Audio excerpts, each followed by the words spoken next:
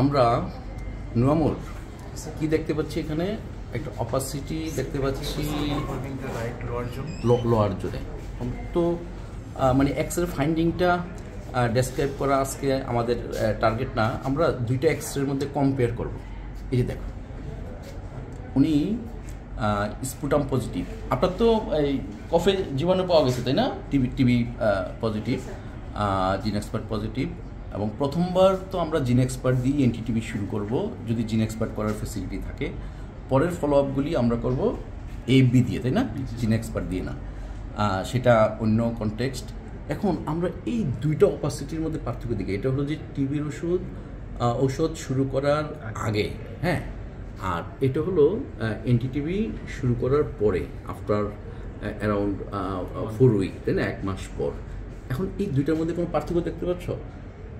দুইটা দেখো যে এই যে এইখানে একটু সফট শ্যাডো কিন্তু, তাই না, কেমন একটু তুলার মতো, তাই না, একটা সাদা ম্যাগের মতো। এই জিনিসটা কিন্তু এখানে একটু হার্ড হয়ে গেছে, একটু ব্লেকিশ হয়ে গেছে। সো যখন অনেকটা হার্ড এক্সুডেট সফট এক্সুডেটের মতো আর কি, তাই না, সফট এক্সুডেট, এটা যেন সফট এক্সুডেটের মতো, কিন্তু এটাকে কিন্তু আমি জাস্ট তুলনা করার জন্য বলতেছি, কোনো দূরতম সম্পর্ক নেই দুটার মধ্যে। আর এটা অনেকটা হার্ড এক্সুডেটের মতো। তাহলে যখন তোমার এরকম হোয়াইটিশ তুলার মতো একটু সফট অপাসিটি থাকে, দ্যাট ইন্ডিকেটস অ্যাক্টিভ টিউবারকুলোসিস যে কোনোটাই।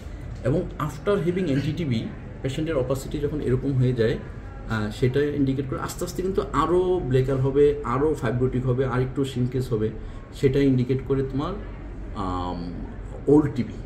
হ্যাঁ, এবং একটা সময় পর ধরো ওনার ট্রিটমেন্ট কোর্স শেষ হওয়ার পরেও কিন্তু এই অপাসিটিটা থেকে যেতে পারে। সেক্ষেত্রে তুমি যতবার তোমার কাছে আসে বা আমার কাছে আসে, আমি যদি ওনাকে টিবি ডায়াগনোসিস করে দিই, এবং এই জিনিসটা কিন্তু হয়, তুমি যদি এই এক্সরে নিয়ে ব্রেকে যায় 2 বছর পরে, এই অপাসিটি তাকে আরেকবার এনটিটিভি দিয়ে দিবে, যে ব্রেক সেন্টারে গেলে ওরা এই কাজটা করে। আমি ইচ্ছা করি নামটা উচ্চারণ করলাম। তো এই যে হার্ড এক্সুডেট, তোমাকে ভাবতে হবে যে আফটার মানে perfect management, complete management of tuberculosis, পেশেন্টের কিন্তু অপাসিটি স্টিল থাকতে পারে। শতভাগ কেসে কিন্তু এটা ডিসঅ্যাপিয়ার করে না, লাইফ লং থাকতে পারে। সেই জন্য তুমি কোনো পেশেন্টের এক্সরে দেখেই এনটিটিভি দেওয়ার চিন্তা করবে না। তার সিমটম, যেমন ওনাকে যখন আমরা ইনভেস্টিগেশন করতে দিয়েছি, এই এক্সরে যখন আমরা করতে দিয়েছি, তখন ওনার ফিভার ছিল, অ্যানোরেক্সিয়া ছিল, আদার ফিচার্স অফ টিউবারকুলোসিস ছিল, এবং এনটিটিভি শুরু করা হয়েছে। এখন মনে করো এই এক্সরে নিয়ে পেশেন্ট বা এর পরের এক্সরে 6 মাস পরে এরকম একটা এক্সরে নিয়ে গেল, এবং এই শ্যাডোটা রিজলভ হবে তার কোনো গ্যারান্টি নেই। তো রিজলভ হয় নাই মানে কি ট্রিটমেন্ট ফেল? তা তো না, তাই না? অনেক সময় টিউবারকুলোসিস হিলস বাই ফাইব্রোসিস।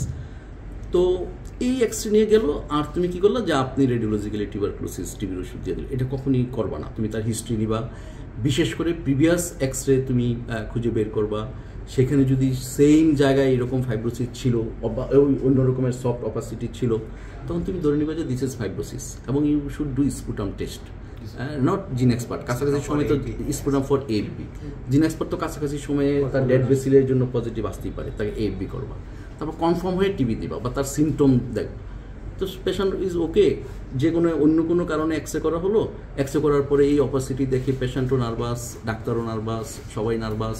গেল কোনো একটা সেন্টারে যেখানে টিবির ওষুধ দেয়, ওরা বললো আপনি টিবি ওষুধ খান, তাদের একটা সংখ্যা বাড়লো, তাই না? তাহলে হয় কি, তাহলে উনি একটা বাণিজ্যের মানে সাবস্টেন্সে পরিণত হলো, একটা নাম্বারে পরিণত হলো। সেখানে কিন্তু আমাদের নলেজটা অ্যাপ্লাই করা হলো না।